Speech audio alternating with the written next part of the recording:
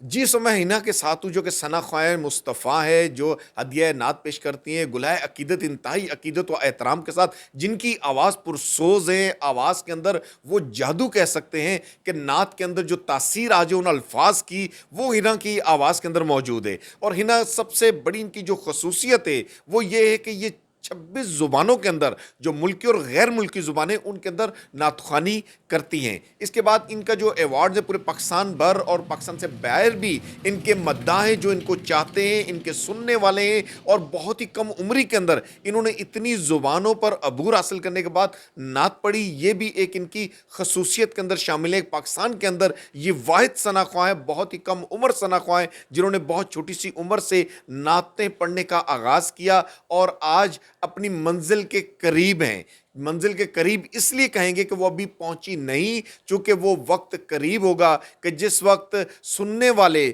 صرف اور صرف حنا کو ہی سننا چاہیں گے۔ تو حنا سے ہم پوچھتے ہیں کہ حنا، اتنی کم عمر میں آپ نے اتنی شہرت پائی، اتنی زبانوں پہ عبور حاصل کر لیا، 26 زبانیں منہ سے کہنا ہے، ان پر میں آپ نعتیں پڑھتی ہیں، تو اس کے بارے میں تھوڑا سا بتائیں، یہ کیا معاملہ کیا ہے؟ دراصل جب کسی کو بھی پتہ چلتا ہے کہ میں 26 زبانوں میں پڑھتی ہوں تو وہ لوگ پریشان ہو جاتے ہیں کہ آپ کس طرح پڑھتی ہو؟ مطلب کہ ایک ہے کہ ہر زبان کو یاد رکھنا اور اس کی صحیح طریقے سے ادائیگی کرنا، تو اس میں سب سے بڑا میرے ٹیچر کا ہاتھ ہے، خورشید سر کا، جنہوں نے مجھے ایک ایک الفاظ پر بہت محنت کروائی۔ چونکہ انسان جتنا بھی بلند ہو لیکن اپنے ٹیچرز کے بغیر کچھ بھی نہیں ہوتا۔ تو آج میں جو کچھ بھی ہوں اپنے ٹیچرز کی وجہ سے ہوں، ماں باپ کی دعا کی وجہ سے۔ تو واقعی جب میں پڑھتی ہوں یہ 26 زبانوں میں، تو لوگ ہر زبان کے جو لوگ ہیں وہ مجھ سے باقاعدہ طور پر سنتے بھی ہیں اور اس کے معنی بھی پوچھتے ہیں کہ بھئی آپ جب یہ پڑھی ہو تو اس کے معنی آپ کو معلوم یعنی ہے؟ کہ آپ نے خالی اس کو رٹا نہیں ہے، بلکہ آپ اس کا مفہوم، اس کی تشریح بھی جانتی ہیں، اس پر عبور بھی آپ کو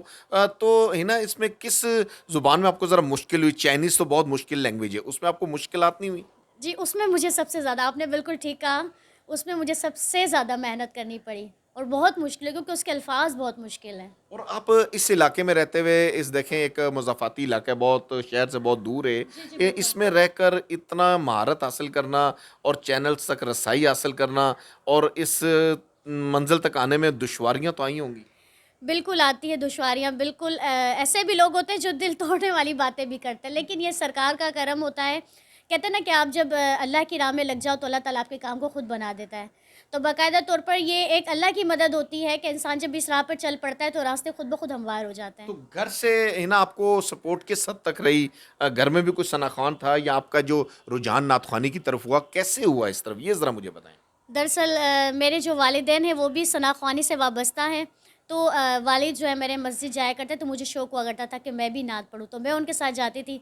تو یہ کہ بس وقتاً فوقتاً اللہ تعالیٰ نے مجھے نعت خوانی میں عروج دے دیا۔ والدہ کو بھی شوق تھا اور اللہ کا شکر ہے کہ میرے سارے بھائی بھی حافظ ہیں، تو ان کا بھی یہاں پر ہی رجحان ہے نعت خوانی کی طرف۔ تو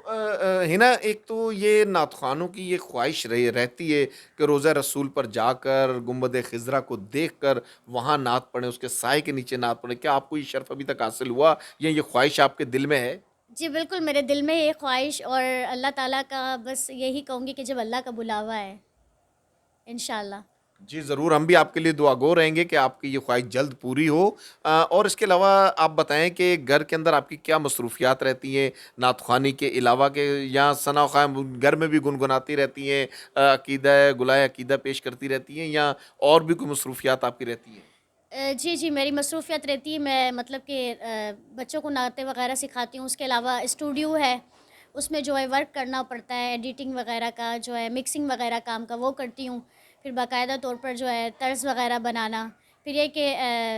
کہیں مطلب کہ کراچی سے باہر جانا، پھر اس کی ساری تیاری کرنی، تو مطلب کہ یہ چلتا ہی رہتا ہے، پورے سال یہی کام چلتا ہے۔ اتنی ننھی سی جان پر بوجھ بہت زیادہ نہیں ہو گیا کہ آپ تو ایڈیٹر بھی ہو گئیں، پروڈیوسر بھی ہو گئی، ڈائریکٹر بھی ہو گئیں، طرز بھی بنانی، پھر سفر کو بھی مینٹین کرنا، سفر کے تمام تر معاملات کو بھی دیکھنا، یہ ذرا مشکل نہیں ہو جاتا؟ اتنی ساری ذمہ داریاں ایک ساتھ آپ نبھاتی ہیں اور وسائل بھی اتنے محدود وسائل کے اندر رہتے ہوئے، تو اس لحاظ سے تو ہم ہنا کو بہت ساری داد بھی دیں گے۔ اور یہ وہ امپاورمنٹ جو خواتین کی بات کرتی ہیں، جو خواتین بات کرتی ہیں، ان کے لیے یہ ایک بہت بڑی مثال ہے کہ جو اس وقت ثابت کر رہی ہیں کہ خواتین جو ہیں مردوں سے کم نہیں، لڑکوں سے کم نہیں، ایک بہت ہی کم عمری کے اندر اتنی ترقی، اتنی ذمہ داریوں کو نبھانا، اور پھر میں نے آپ کو کہا کہ سورسز بھی نہ ہوتے ہوئے، کوئی اتنی بڑے لیول پر ان کی رہنمائی بھی نہیں ہے، لیکن پھر بھی اس کام میں اتنی مہارت حاصل کرنا. تو ہنا اگر آپ اب اپنی کوئی نعت جو آپ کی جو ایئر وائی پر بہت مشہور رہی ہے، مختلف چینلز پر بھی ہنا چونکہ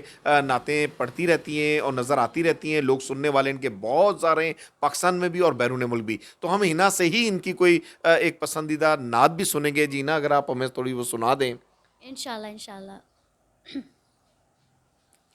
میں وہی نعت سناؤں گی جو اے آر وائی پہ الحمدللہ میری 6 ماہ چلتی رہی ہے. میری جانب بھی ہو ایک نگاہ کرم، اے شفیع الورا خاتم الانبیاء، آپ شمع حرم، آپ شمس ضحا، صاحب کبریا خاتم الانبیاء. اے بروز سخن صاحب ظلمنن،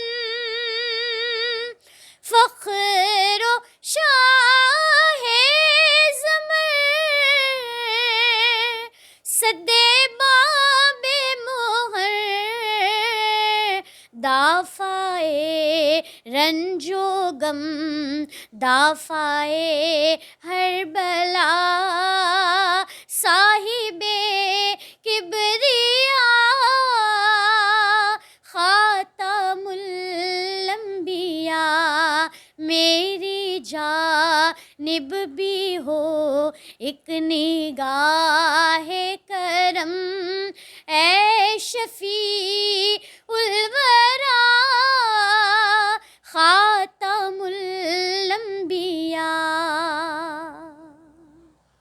جی ماشاءاللہ ماشاءاللہ، ہنا کی آواز میں وہ درد، وہ پرسوز آواز جو ایک ثنا خاں کی آواز میں ہونا چاہیے، الفاظ کو زندہ کرنے والی آواز، الفاظ کی روح کو زندہ کرنے والی آواز، اور اس حوالے سے سمجھنے میں جو کہ بڑی دل پر جو اثر کرے، وہی اصل بات ہوتی، وہی تحریر ہوتی ہے، وہی ساز، وہی سر ہوتا ہے. تو اس حوالے سے ہنا نے بہت کم عمری میں نعت خوانی کی جانب آئیں اور ترقیاں کی، اور آگے بھی اپنی ترقی کی منزلیں طے کرتی ہوئی نظر آ رہی ہیں، اور بہت جلد اللہ تعالیٰ ان کی خواہش بھی پوری کریں اور ان کی منزلیں مزید یہ ترقی کریں گی. جی